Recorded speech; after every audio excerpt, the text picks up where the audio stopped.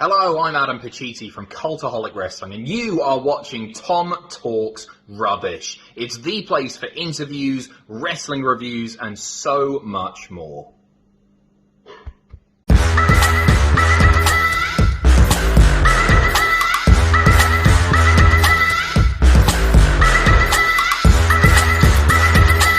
Sure, you subscribe to Tom Talks Rubbish. I highly recommend you subscribe here first.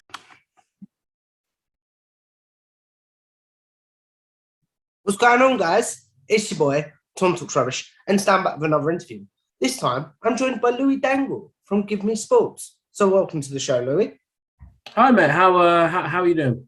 Like, as we just said during the preamble, like 2 minutes or so, all good sort of thing, isn't it? It's a Monday morning. I'm very tired as I went to a wrestling show last night. But nice. How was that? First one since the pandemic, so you can imagine, can't you? Yeah. Like, how fun that was. But we're not here to talk about that. We're here to talk about you, good sir. Yeah, I'm looking forward to it. It should be. I saw some of the interviews you've done. I know you did one with Alex McCarthy, who I know quite well. So yeah, looking forward to chatting with you for a little bit. Yeah. So in my quite tenuous research for this, because I don't do a lot, that's just my interview style. I found when you did an interview with a good friend of mine, Anthony, from the Anthony podcast, that you, to get into Wrestle Talk, you submitted wins and loss records. So how did that come about? Yeah, to be fair, I've always liked stats. So I just make like a win-loss record database kind of thing. And I submitted it to Wrestle Talk because I was a fan of their channel. So I was like, hey, just submit it. See if they do anything with it, and they liked it. So I said, hey, look, have you guys got anything open? They said, yeah, come write some features for us on sort of a voluntary basis, which I did. And then it kind of snowballed from there to me sort of getting more responsibilities, working weekends, becoming a news editor, and things sort of snowballed from there. And I just got more and more responsibilities, and then started doing stuff on screen, hosting and podcasting. So yeah, it kind of really just took off from there over the course of sort of a year and a half with the pandemic. And then I continued that last year and into this year with until I sort of left for Give Me Sports. Yeah, my time at Rustle was fantastic. I can only say good things about it, and kind of how I got into it. They were very sort of accepting and accommodating the fact that I was a university student at the same time. So they were. What did you do at uni, out of curiosity? I should know this, but... Sorry, what did I do or how did I do? What did you do at uni? Oh, sorry, I did political science. So, yeah, I was there for 3 years at Birmingham, graduated in July. Thank God. So, all good there. So, with doing something like political science, did you have an aspiration to do stuff in wrestling, or was it sort of you fell backwards into it? So, from my stance anyway, I never had any interest in doing anything political related either. So I just did a politics degree because it was what I was good at school in terms of I was a good politics A-level student. Didn't really think anything of it. Didn't think I'd go into anything politics related. I just thought it's a good degree to kind of, if you want to go into anything sort of humanities based. And then sort of from there, when I started this Wrestle Talk gig, I was like, okay, like something in journalism would be pretty cool, something in writing, reporting. And then again, it kind of snowballed from there. And I thought, okay, I can make something of this. Like, I'm having good opportunities. I'm doing some good work. Like, there is a real scope to make this work. And it sort of worked out the way it did. And I've gone into this wrestling gig now, which if you told me a few years ago I'd be working in wrestling, it's pretty crazy. Well, because another tool for my research was I watched your appearance on Going in Raw Match Chat. Yeah. You said in that you got into wrestling around, was it 2009, 2010? Yeah, around the 2010 time. I would have been 9 going on 10 at that time. So pretty young. And yeah, just as you know, over here in the UK, it's not as big a deal as it is in the States. So I used to watch it with my brother. My dad would watch at the time as well with us. It was good fun. It was good fun to watch. and then kind of everyone has their down period where they don't watch, or the period where they sort of give it a break. I never had that. I've never had that. All right, I'm just not going to watch. I've always just continued watching. Fair enough. If possible, can I just ask you to speak up a little bit? Yeah. I think it might be because my microphone is a bit further away, so I will move it closer to make things easier for you. Just because I'm partially deaf, that's all. That's all right. That's better. Perfect. So you were watching and you haven't had your break. I had this conversation on an interview previously with someone that hadn't had their break, but now work in wrestling, but was like, if I didn't work in wrestling because of the pandemic, I may have had a break because of no live crowds. Do you think that may have been the same for you? No, to be honest. If anything, I just enjoyed it more because it gave me something to do, like 3 times a week. Even 4 times a week with AEW. It just gave me something to do. So no, I don't think I would have had that down period at all, to be honest. No. Yeah, fair enough. If I'm being completely honest, and this isn't about me, I was exactly the same. Like, it gave me that little bit of structure. Like, oh, Raw's on, I've got to watch. Do you know what I mean? Yeah, it was like, all right, so if I was, I don't know, on a Monday, I'm like, all right, okay, like, there's only so many series you can watch, or only so many times you can watch the same movie. And it's like, you know what, it gave you a little bit of, as you say, structure, where you can be like, all right, yeah, it's a Friday, so I'll chuck SmackDown on. Exactly. It gives you that little bit of structure, as you say. So how did it then go? And I apologize, my interviews sort of go all over the place. That's all right. I like those kind of interviews. I jump back and forwards between topics. So, like, how did it then go from you getting more responsibility with Wrestle Talk and bits like that to you becoming sort of their lead? Because lead interviewer, is that the right phrase? I don't know. To be honest, it was never an official title. I was never the lead interviewer. I was just the guy that did interviews. I've always been someone that would just do stuff. I was just like, right, I want to do that. Let me just go and do it. So at the beginning of the pandemic, when people start getting really, well, actually it started earlier. I used to go to the Progress shows for over here in London for Wrestle Talk. So I used to interview the Progress wrestlers. I mean, if you're a fan of independent British wrestling, you'll know their names. I mean, if you're a fan of just WWE, some of them you will. Like, I spoke to Walter, people like that. But I mean, Keith Lee, but sort of no one huge. And then at the time, the pandemic had just started. So I spoke to Ollie Davis at Wrestle Talk and I said, hey, I think we should start doing interviews, because writing news, all I was doing was quoting other people. Oh, so-and-so in an interview with Fightful, or so-and-so in an interview with Chris Van Vliet, or so-and-so in an interview with here. So I was like, let's have it so other people are going so-and-so in an interview with Wrestle Talk. Let's really give this a go. So I reached out to everyone that had been released by WWE. Kind of did it in a nice way, a polite. Was this after Black Wednesday? Yeah, I didn't do it in sort of in a predatory way, call it, where sort of the minute they were released, I gave them some time. I sort of said, hey, look, we'd love to do this. If you're interested, of course. If not, no worries at all. And yeah, I got some good responses. I spoke to Mike and Maria Kanellis. I spoke to No Way Jose. Spoke to Leah Rush. So I had some really good sort of experiences off that. And then kind of snowballed from there. We started doing some work with AEW, where I spoke to Brody Lee, John Moxley, Ricky Starks, Darby Allin. I had a whole host of names with AEW. WWE, we had a few interviews there, a few media calls. I spoke to Drake Maverick. No one huge, but I sort of had a taste of WWE exposure with them. And yeah, it was very, very sort of enjoyable experience. Never an official title, but I was kind of just the guy that did the interviews. I enjoy speaking to people. I enjoy doing the kind of interview style. I enjoyed the preparation. I'm quite quick at transcriptions, so that made it easy. But yeah, it was a very positive experience from my point of view, and kind of set me up in very good stead for the job I have now, that is quite predominantly interview based. That's a brilliant segue, actually, if you don't mind. No. Not how did the opportunity with Give Me Sports come along then? So I was at a weird point in my life where I was coming out of university, kind of into this full time. And obviously, I had the option of going full time with Wrestle Talk, which, listen, if it worked out that way and I would have gone full time with Wrestle Talk, I wouldn't be sitting here upset or unhappy. They were a fantastic group of guys. I very much enjoyed working with and for them. They were absolutely fantastic to me for my career, and I wouldn't be in the job I'm in now without them.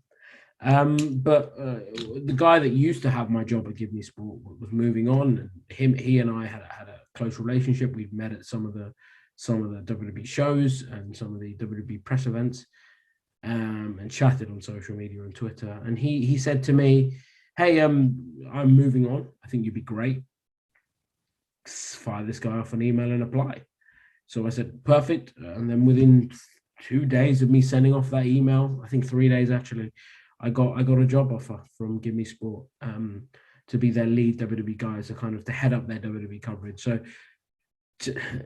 Wrestle Talk was great, and I would have had a great experience there. But the opportunity to be the lead guy somewhere, an absolute. You couldn't turn it down, like yeah, especially being my age, being 20, going into that, it's pretty cool. So yeah, I very much enjoyed that sort of time of having to kind of think about my future. It was an experience that I kind of haven't had before, and I quite enjoyed it, to be honest.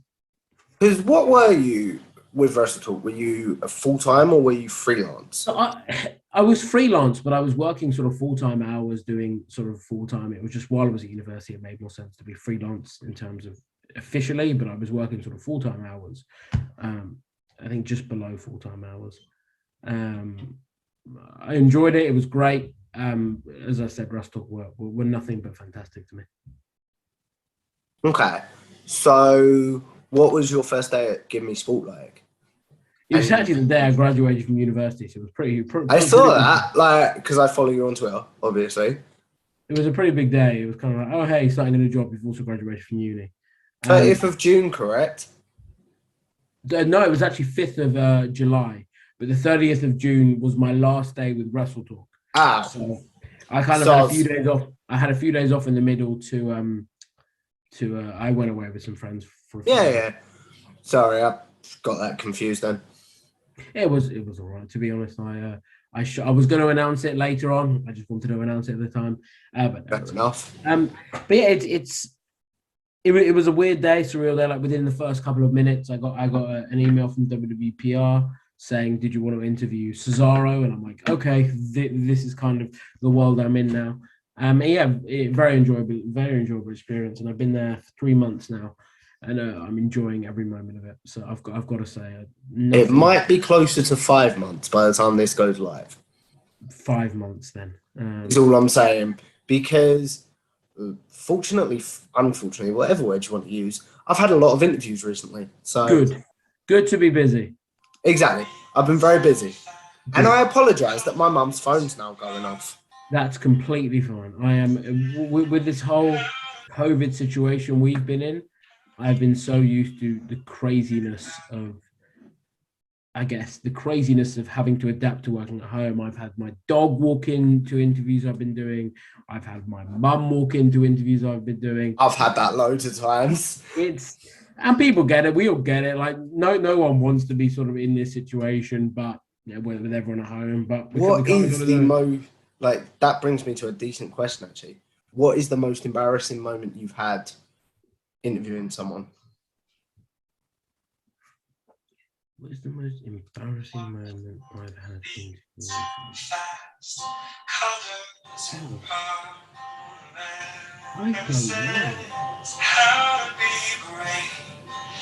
I may have to stop the recording if that's all right for a minute, just while that phone keeps going off. Mm-hmm. Just because I've never had to do that before, guys, there might be a slight, like, jump. Is that the right phrase? Cut.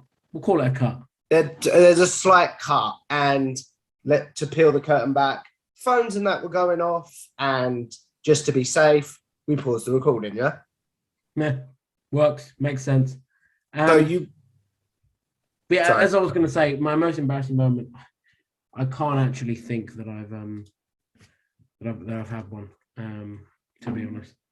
Fair enough. Though was that embarrassing. I think a couple of times I've had people walk into interviews, but as I say, everyone's pretty understanding. Yeah, like one that I can think of, I had Mitch from Cultaholic on the channel. Lovely guy. Lovely guy. Like, can't thank him enough for coming on, and everyone that I've interviewed, including your good self, for coming on. Like, I sometimes have to look back and go like, how the hell did this happen? It's crazy. Do you still have to do that? Yes and no, not at the time, but retrospectively, I do sometimes. I'm like, the position I'm in is pretty cool. So what has been the one, actually, we'll do that after. We'll break down your interview style first, if you don't mind.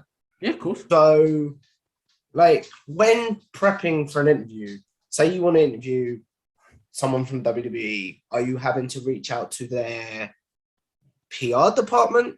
Yeah, it's kind of WWE PR department I have a very good relationship with, so I just fire something off, and it'll either be me saying, hey, I'd like to, so over SummerSlam I wanted to interview Drew McIntyre, fired off an email, a couple of weeks later I had him. But other times, like Tommaso Ciampa, for example, WWE just said, hey, we've got Tommaso Ciampa, who I had on Friday, do you want to interview him? Yep, sure. So it kind of works both ways, where they will offer me people and I will ask to have certain people. Do you think that because, and this is something that I'm slowly finding, the more people I interview, the more my reputation gets built? Do you think that because you've interviewed, say, Brody Lee, Will Ospreay in the past, that your reputation as an interviewer is being enhanced and that allows more people to say yes?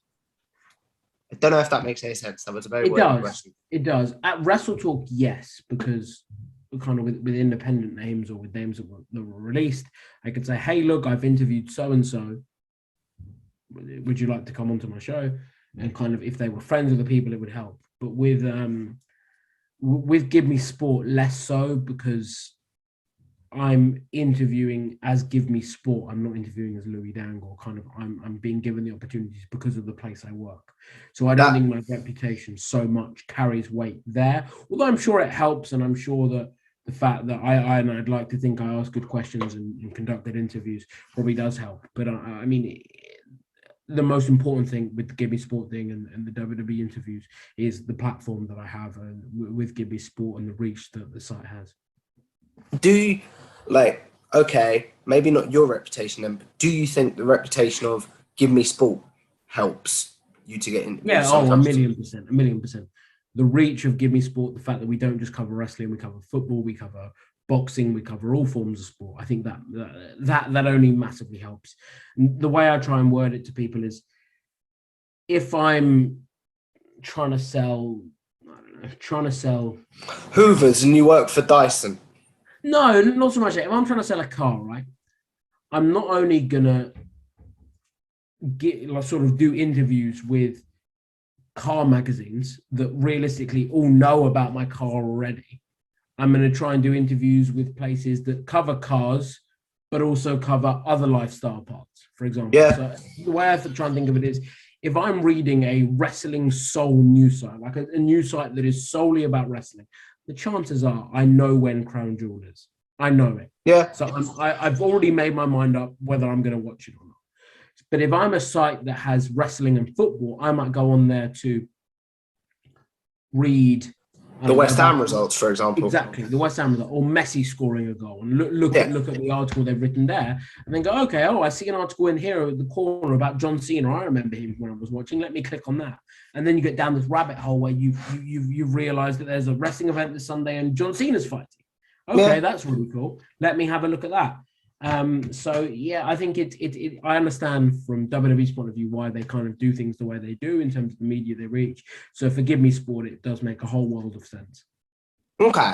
So say, for example, you get an interview confirmed with John Cena, but then you might get an interview with, and I know you probably wouldn't do this because they're not so big, but like someone at a local show, for example. How is your preparation process different? What is your preparation process? And then what is some different questions that you might ask John Cena that you wouldn't ask Joe Indy, for example, or vice versa?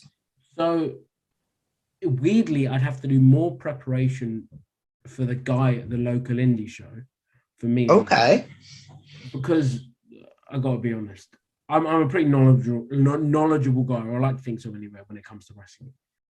The questions I'd want to ask of John Cena, I'd probably already know, or I'd know the key moments of his career that I wanted to ask about, or I'd know, hey, he's done so many interviews, but I can't remember him ever being asked about that.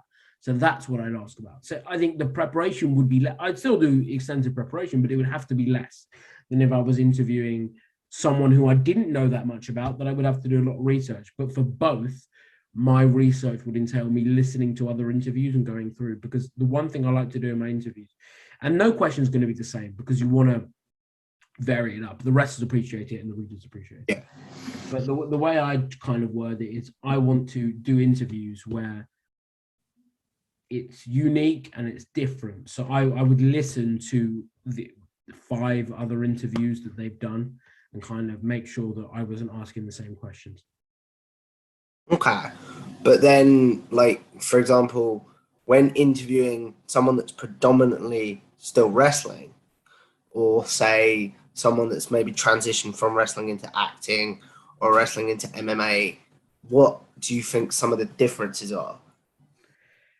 It's a difficult one because it's not even the examples you gave. Every wrestler's different. The story that fair enough. Brody Lee has had is different to the story that John Moxley has had. Is different to the story that Tommaso Ciampa has had. I'm just listing off some of the people that I've interviewed that I thought of. Humble brag or what? Or different to the story that Jinder Mahal's had, or McIntyre, or Samoa Joe. So each interview is different, where you've got to vary it up for each person. So I don't think of it as this person has transitioned from MMA to wrestling. What can I ask them? And of course, that will play a part in the interview, but it's the overall journey, which realistically no one's the same, that you kind of look at and you go, right, how do I make this interview engaging and exciting? Fair enough. When doing research, have you found out some surprising facts about someone that you didn't know and then use that as questions? Or have most of the people you've interviewed you knew much about at this point? So around SummerSlam time, I was getting... Jeez, I can hear you now. Perfect. Around SummerSlam time, I was trying to speak more about John Cena and kind of his impact in people I was interviewing.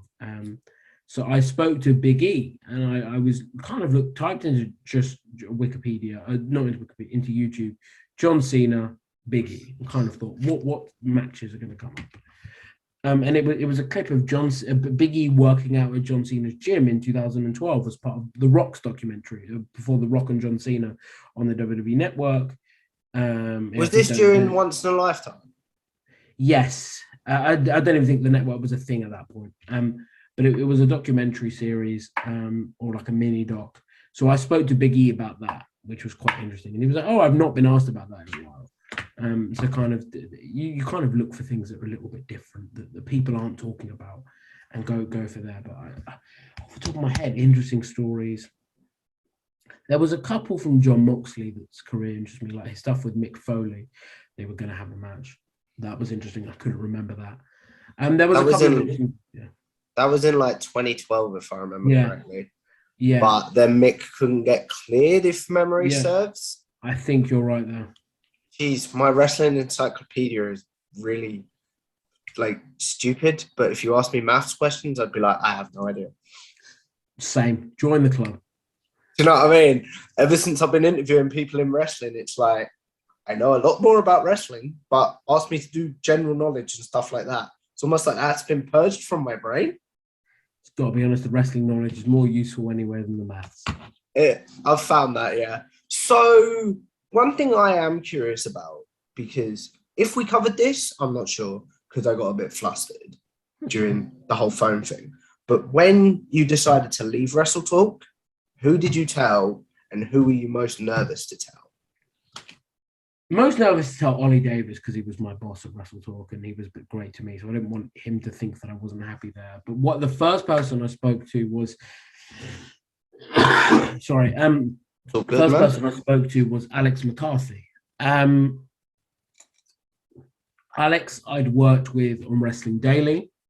We'll get into that in a sec if you don't mind. No, of course. I had a very good relationship with Alex. I still do. Great guy. I could have a laugh. Great dude. If you haven't seen my interview with him, check it out. Yeah, he's a top guy.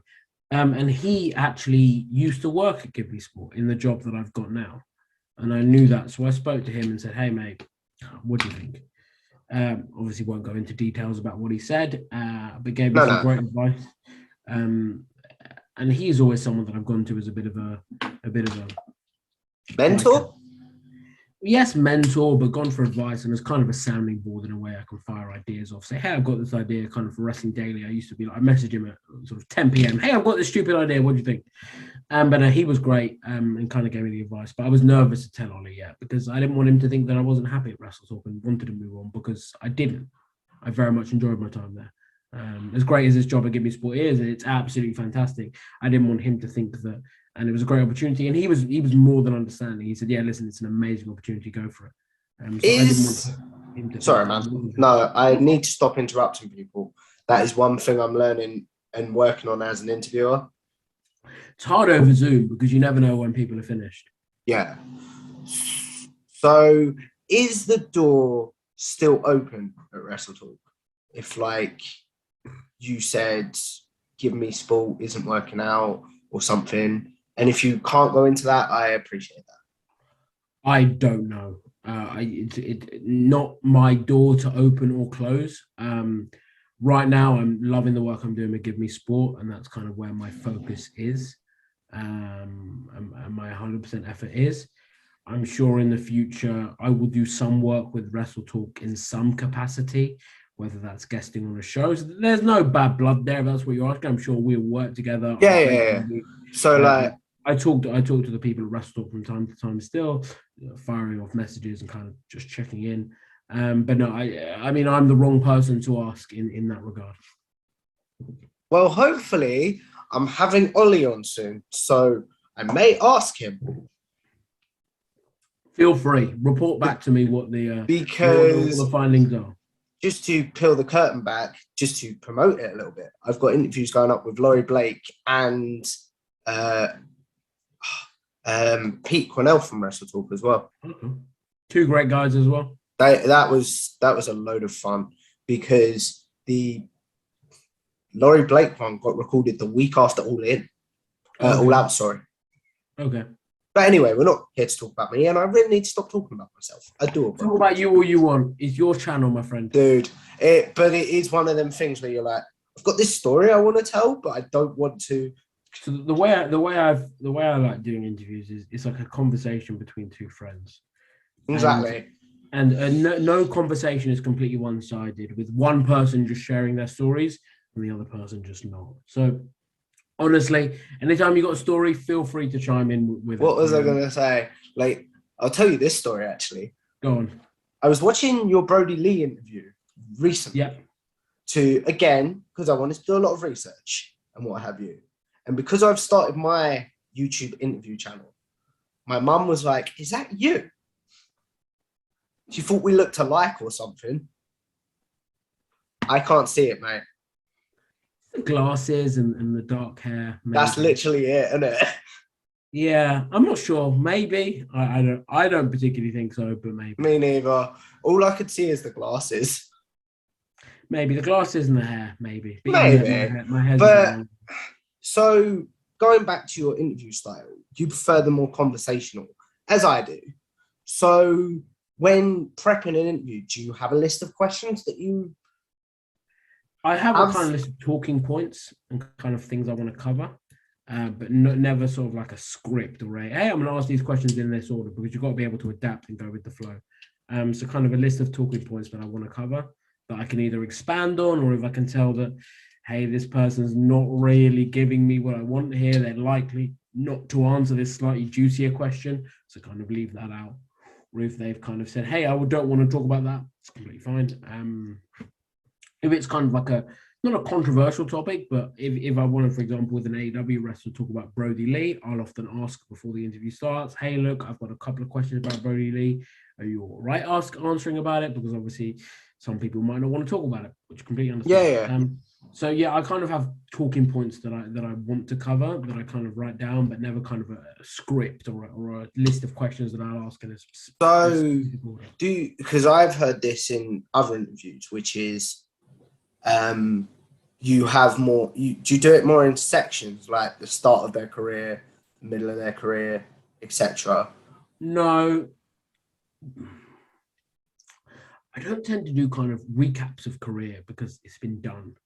Yeah, fair enough. So kind of I just do talking points that I want to cover. At the end of the day, I do interviews mainly for me, for what I'm going to find interesting. Yeah. And I hope that other people find it interesting too. So I go, hey, there was this random story that I heard. Elaborate on it. And then I'll talk about something completely different. Might ask a follow-up question, but I'll talk about something else. It's kind of, you've got to adapt and roll with the punches in that way. Mm-hmm. So you mentioned there about certain questions maybe not hitting as well with certain people. Do you have strategies in place when things don't go very well to like get off of? Power through. Kind of make them feel comfortable. You don't go in with the most juicy question right away, because you got to let them realize you're a good guy. You're not trying to trap them out. So you kind of go in with the nice question to start. And if you've got something more juicy, go in for it later on. That's kind of the strategy I've got. If I can tell like you're not clicking with someone, at the end of the day, it's a conversation. Not every person I meet in day-to-day life I have great chemistry with and I enjoy talking to. Some people it doesn't work. So you kind of just got to power through though. That would be my main piece of advice, and kind of the advice that I take on myself. Just power through. Okay. So when it comes to who, like, if you can't answer this, I understand. But when it comes to getting interviews with wrestlers or whoever, who is easier to get interviews from? Is it AEW or WWE? Right now, WWE, because we have a closer relationship with WWE, whereas at Wrestle Talk it was AEW. So I guess it depends who you're working with, sort of the company you're working with, and but it also depends about the time. Like what have they got to promote?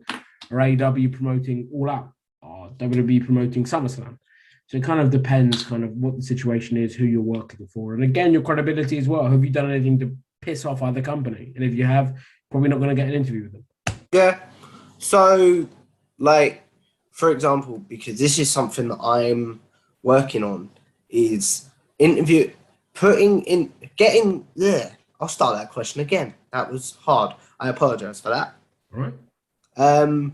When it comes to putting interviews out, in the sense that I'm struggling between having interviews in the can, but also releasing them at topical points. So how often are interviews recorded and left for, and then how do you find that balance, basically? So again, it differs. If I'm often I'll get an interview by WWE to promote something like an event or a match, so you kind of got to put it out very soon after. And also you're doing interviews, kind of you're not the only person that Jinder Mahal's speaking to that day, so you've got to figure out, right, when do I do it? Do I get it out as soon as I've done it to capitalize, to kind of be the first, or do you get it out 2 weeks later? Does that work? So often I'm releasing them within a few days of them being recorded, because they're all kind of topical. Mm-hmm. Is it your call when to release these interviews, or is it someone behind the scenes? No, with all the WWE content, the decisions are kind of mine. When to release stuff, when not to release stuff. Obviously, big decisions don't go through me, and I have to report to other people, but kind of decisions editorially and content-wise are all kind of mine. Fair enough. So as we wrap this up, I'm going to do like some generic favorite match and stuff questions. So what was the match that first of all got you into wrestling? And then what has been your favorite match since? It wasn't one that got me into wrestling, really. It was just the wrestling as a whole that got me into, like, that hooked me in. It wasn't really like a specific match I can remember where I was like, oh, I love that match. Mm-hmm. I think at that point in my life, I was 9. So I was kind of more interested in the storylines and the characters as opposed to the actual wrestling. But a match since, it's difficult. As a fan, Daniel Bryan at WrestleMania 30 would always stick out. Both matches, the Triple H match and the main event, it was just like such a great story. I also like tag team wrestling. So one that always goes under the radar for me was Usos and New Day and Hell in a Cell. That was always, I really liked that match. Really liked that match. I've got a lot of time for all of them. So I'd have to say that one will be up there too. Okay.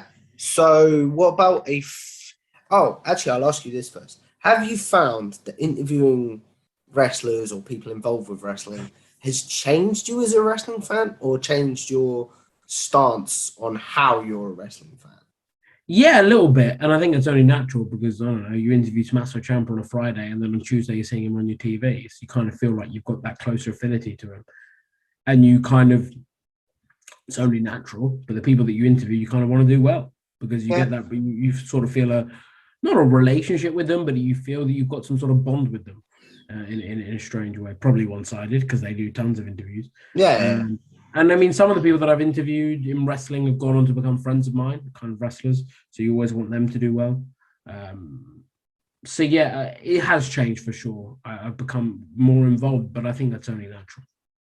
This might sound like a very dumb question to someone that covers wrestling, but one that I'm curious to find out is, can you still watch wrestling for fun?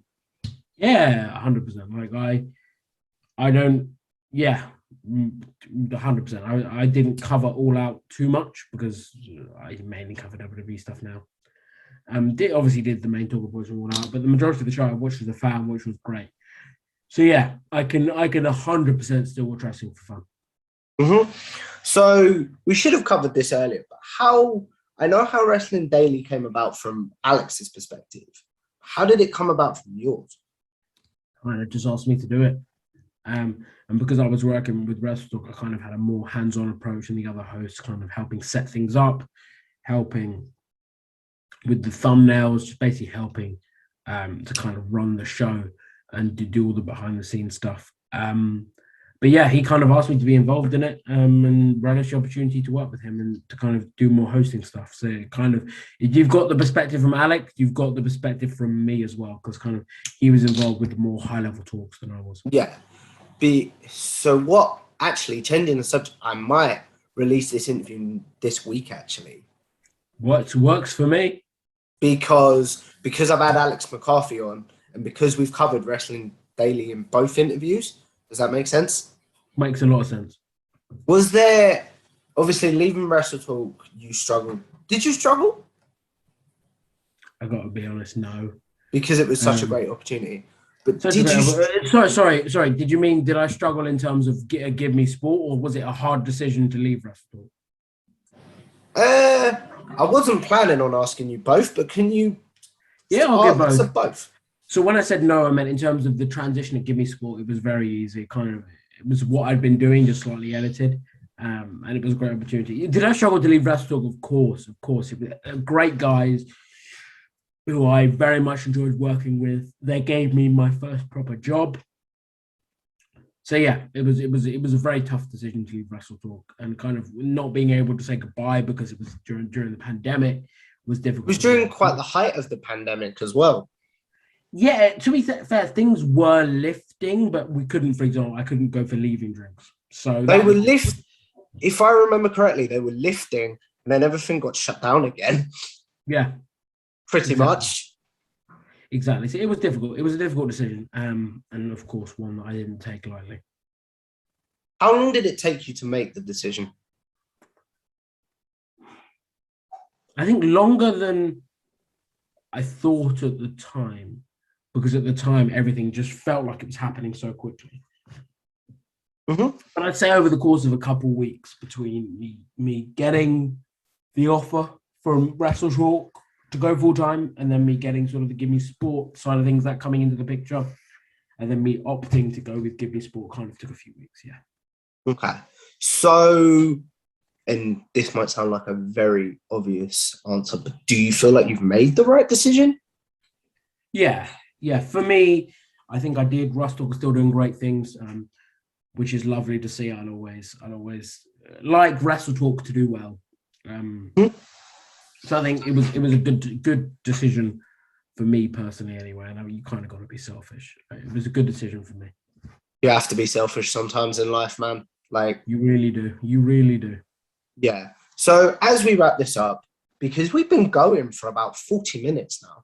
It's been an absolute pleasure to talk to you, I must say. It's been a pleasure. And I feel like I say this during every interview, but during the early days when I was just posting interviews with friends on topics, you were one of the ones that was like, you've got something here. So I do just want to say thank you for that. Sorry, I had to cough there. But yeah, absolutely. Do not. I like praising good work, particularly from young people as well that are kind of around a similar age to me. So just keep doing what you're doing. And it's scary because you're actually younger than me. I am.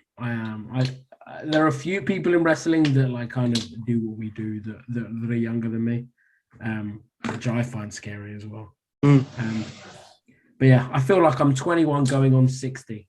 So you answered this in the Anthony podcast, but I'm curious to know if that has changed since moving over to Give Me Sport and leaving Wrestle Talk. You said that you felt like you had to prove yourself a lot at Wrestle Talk. Yeah. Do you feel like you had to do that with Give Me Sport? Yeah, even maybe more so because of the caliber of WWE talent I'm interviewing now.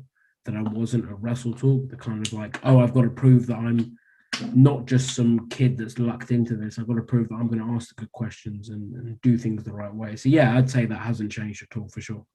Okay. So, and like, this has been amazing. And who has, because I feel like I've learned a lot from you from interview styles, even just in this interview. I appreciate that. But from watching your previous interviews as well. But who was the interviewers that you felt like you've learned a lot from? I mean, everyone says Chris Van Vliet, but that's kind of because he's the best. That's because he's the GOAT, man. He is. Sean Moss Sapp's very good as well in terms of interviewing. Alicia Toot's very good. Alex McCarthy's good. There's a lot of very good people, and there's Gary Cassidy's great as well. There's a lot of very good interviewers that do things well that you kind of you go to look at what they've done. If they've interviewed the same person as you, kind of selfishly you hope not, because you know they're going to have done the good questions. So yeah, you there's a lot of good people in wrestling that are doing good work. Do you? To name a few is difficult. Yeah. Do you feel like, because I had this conversation on an interview that I did recently for someone else's channel, do you feel like the wrestling market is maybe a bit overcrowded? No, because I always think good work rises to the top. Like if you're doing good stuff, you will get the results. In the words of Randy Savage, the cream rises to the top. Exactly, the cream always rises, and I think that the cream does rise in wrestling. Good work is always rewarded. Okay. On the whole, there are some exceptions of people that do amazing work that just don't, unfortunately, get the coverage they deserve, which is a shame. Okay.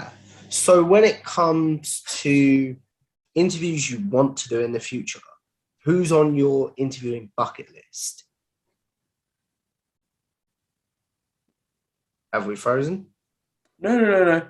Deep in thought. Okay, sorry. It's just I'm not very good at Randy reading Orton's facial there, expressions. actually. Huh? Randy Orton doesn't do a lot of media, but I'd like to speak to Randy Orton. Paul Heyman, 100%. I think. Were you a Randy Orton fan as a kid? Yeah, like he wasn't one of those guys I'm like, oh my god, like Randy Orton, I love him. But yeah, I always appreciated his work, and now recently he's doing some great stuff. Mm-hmm. Paul Heyman, Tony Khan, really like to speak to Tony Khan. Who else would I like to? It's a difficult question because anyone. I'll speak to anyone. I'm literally at that point now where I'm still building my portfolio, because do you still get a lot of no's? I've got to be honest. No. I know who's going to say no before I ask, so I tend not to ask. Okay. Like, if that makes sense. Yeah, it does. But can you elaborate on that? Like, how do you know they're going to say no? If they've got nothing to promote, for example, I know the chances are they're not going to say yes. So I will approach people at a time when I think that they want to do an interview. I mean, kind of now everything goes through WWE PR, with all the interviews I do, right? And only really tend to interview WWE talent now. So kind of on the whole, I don't really. It kind of, if it's a no from them, it's hey, this person's not available at this time, so it's not a no directly from the talent that they just don't want to do the interview with me. So yeah, but and if I do contact someone directly, it's more hey, I know I've seen you've got this thing coming out. We'd love to promote it. Here are the numbers we've got on our channel. Fancy doing something? Because that's one thing that I'm finding is because my channel is so small. At the minute, I'm still getting a lot of no's. How do you deal with when you get a no? Because that's something I struggle with. All right. Happens. It's nothing sort of towards you. It's part of life. It happens. There are things you will have said no to at various points. But it does happen. And it is just an unfortunate part of life that we kind of got to deal with in this field, that sometimes people just don't want to speak to you about certain things, and that's completely fine. Don't want to do it. It's completely fine. You're not owed their time. It's just something. Oh, definitely not. Like, one of my big things with doing interviews is I'm so paranoid that I'm going to be late. Makes sense. If that makes it's sense. Like I've done the same way. You always want to be on time, punctual. You want to be showing them that you're appreciative of their time. Exactly. Like, your good self has given up nearly an hour of his time today to do this. So I was like, I can't be late. Do you know what I mean? It's gonna be, and I get it as well. Like, if sometimes people are 5 minutes late, fine, it happens. Like, real life situations mean that, I don't know, but sometimes my dog's keeping me busy, that I've got to make sure he's calm before I do an interview. If I'm the only one at home, it happens. So I do get sometimes people are late. This is what I was going to say. As an interviewer, do you find that you're more sympathetic to other interviewers? Like, if they it's natural, because you understand the process. You understand that things take time to prepare for, so you're more willing to give up your time. And it's always nice when people have clearly given the time to do their research, which you clearly have. So yeah, you're I wouldn't say sympathetic, but you understand the process. Yeah. So, like, this leads me to another question, actually, and I do want to wrap this up because I do want to be respectful of your time, but I keep thinking of questions. Go on, fire away.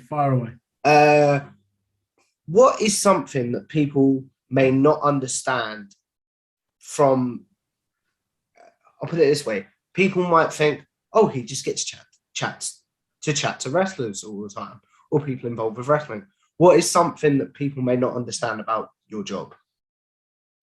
Good or bad? It's hard work, and a lot of time I have to be political and sort of diplomatic with what I do, but it kind of says what it is on the tin. It's a lovely job. It is a lovely job. I have to work very hard, but I feel like I'm not working a lot of the time because it's a lot of fun. This is what I was going to ask. Is it still fun? Like, yeah, 100%. 100%. I love it. Okay. So as we wrap this up, because we would have been going about an hour by that point, the question I always end on is, with YouTube, with podcasting, with social media in general nowadays, we're pretty much all going to live forever, provided the world doesn't explode. Yeah. So what is, like, one video, either from Wrestle Talk, from Give Me Sport, or even your personal YouTube channel that I saw you had this morning? So one that I just want to, like, live on. One that you want to live forever, and then one that you're like, I've grown a lot since then. I've grown, like, as an interviewer, as a person, etc. Or maybe you said something in that interview or something that you regret or something. And I'm rambling. I'll just let you answer now. I'd say like the answer to your second point was like my first interview, which was with No Way Jose. Like that would just to go back and redo that and kind of see where I've grown would be great. But one that I want to live on forever. I wish I could do a Give Me Sport one, and I love the Give Me Sport interviews I've done, but it's got to be my interview with Brody Lee. I thought you'd say that because you mentioned in the Anthony interview again that was your favourite interview so far. Yeah, correct? still is 100%, and kind of to get to speak to him again would be an absolute pleasure. So obviously it's not going to happen, and it's an absolute shame what happened. But to speak to him again, I would have loved to have done. He was a delight to me. He made the interview feel easy. I was nervous. He made me feel very comfortable. I don't even think he knew that. Absolutely great guy. One of the best interviews I've done where you feel you've got a connection with someone, like chemistry, it just bounces off. Yeah. So yeah, for 100%, my favorite interview is the one I did with Brody Lee. And if one had to live on forever, it would be that one. To be honest, dude, that is a beautiful way to end it. So obviously, I want to say thank you to Louis for coming on. Check out Give Me Sport. If Louis wants to send me all the links that he wants to promote, they'll be in the description below and the pinned comment below. Subscribe to me and follow me on Twitter. Help me hit 500 subscribers by the end of the year. And I will see you in the next one. Bye. Bye.